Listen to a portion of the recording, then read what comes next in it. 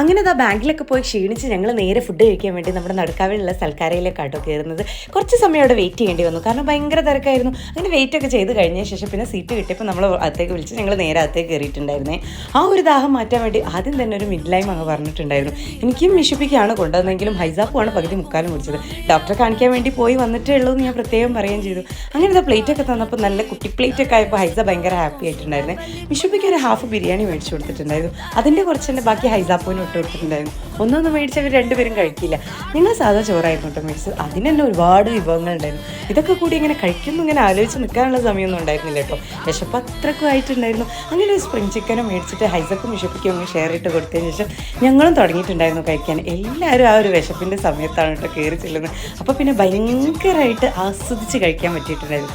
എന്തായാലും അടിപൊളി ഫുഡായിരുന്നു. ഞാൻ സെക്കൻഡ് ടൈമാണ് ഇവിടെ വരുന്നത്, അധികം അങ്ങനെ വരാറില്ല. എന്തായാലും സൂപ്പറായിട്ടുണ്ട്.